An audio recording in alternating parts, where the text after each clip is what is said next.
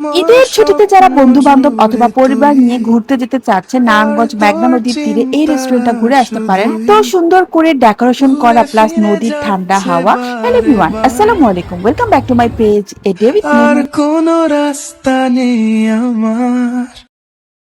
আজকে আপনাদেরকে নারায়ণগঞ্জের মধ্যে খুব সুন্দর একটা জায়গায় ঘুরতে নিয়ে যাব। মজার ব্যাপার হলো নারায়ণগঞ্জের এই জায়গায় যেতে হলে আপনাকে মুন্সিগঞ্জ হয়ে যেতে হয়। জায়গাটা নারায়ণগঞ্জ জেলার মধ্যে পড়লেও মুন্সিগঞ্জের একটা অংশ বলা চলে। নারায়ণগঞ্জ চাষারা 2 নম্বর গেট যে কোনো জায়গা থেকে সিএনজি বা অটো করে মুক্তারপুর ব্রিজ পার হবে। যখন নতুন নতুন এই মুক্তারপুর ব্রিজটা হয়, ঈদ বা যে কোনো ওকেশনে আমরা মুক্তারপুর ব্রিজে ঘুরতে আসতাম। ব্রিজ থেকে নেমে মিশুক বা অটোতে করে সরাসরি চলে যেতে হবে চর কিশোরগঞ্জে। চেষ্টা করবেন ব্রিজ থেকে নেমে একটু সামনে এগিয়ে অটো বা রিক্সা নেওয়ার জন্য, নয়তো তারা প্রচুর দাম রাখে। নরমালি ভাড়া হচ্ছে 80 থেকে 100 টাকা মিশুক ভাড়া, তবে তারা 150-200 টাকাও চাচ্ছিল। তো অবশ্যই একটু দরদাম করে নিবেন। আমরা 6 জন ছিলাম, তো একটা অটো ভাড়া করি অনেক দরদাম করে 250 টাকাতে নিয়েছি। ভাড়া চাচ্ছিল প্রায় 350-400 টাকা এরকম। যেতে যেতে হঠাৎ আপনি শহর থেকে গ্রামে চলে যাবেন। এত সুন্দর ছিল চারপাশের পরিবেশ, প্রচুর কাঁঠাল গাছ আর প্রতিটা গাছে এত কাঁঠাল ধরেছিল। যারা শহরে থাকে তাদের কাছে এই প্রাকৃতিক পরিবেশটা অনেক ভালো লাগবে। এই তো আমরা চর কিশোরগঞ্জে চলে এসেছি। ওই তো দূরে মেঘনা নদী দেখা যায়।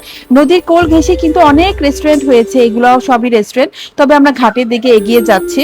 চর কিশোরগঞ্জে একটা পার্কও আছে, তো পার্কের ভিতরে আমাদের ঢোকা হয়নি। যাদের কনফিউশন আছে এটা মুন্সিগঞ্জে নাকি নারায়ণগঞ্জে, তারা পার্কের ঠিকানাটা পড়তে পারেন, সোনারগাঁও থানার মধ্যে পড়েছে। ঘাটের পাশে অনেক অনেক রেস্টুরেন্ট হয়েছে। দিনে এক সৌন্দর্য, রাতে এই রেস্টুরেন্ট গুলো দেখতে আরো বেশি সুন্দর লাগে। এখানে আবার অনেকবার আসা হয়েছে, অনেকগুলো রেস্টুরেন্টেও যাওয়া হয়েছে। প্রথমে ছিল সানসেট লাউঞ্জ, এটার ডেকোরেশনটা কিন্তু অনেক সুন্দর ছিল।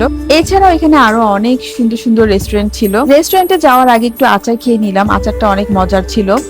এত রেস্টুরেন্টের মধ্যে চুজ করি the moonlight cafe and restaurant. দিনে যতটা না সুন্দর লাগে এই রেস্টুরেন্ট গুলো, রাতে আরো বেশি সুন্দর লাগে। দুইটা ভিউ আপনাদের সাথে শেয়ার করব। দেখুন কতটা সুন্দর করে ডেকোরেশন করা। ঢুকে প্রথমে একটি পানির ফোয়ারা পাবেন। এখানে অনেকেই সুন্দর সুন্দর ছবি তুলছিল। ঈদের সময় অনেকেই ঘুরতে এসেছে। রেস্টুরেন্টের এন্ট্রি থেকে শুরু করে প্রতিটা কর্নারে খুব সুন্দর ছবি তুলতে পারবেন, ভিডিও করতে পারবেন। ঈদের জন্য পারফেক্ট একটা প্লেস বলা চলে।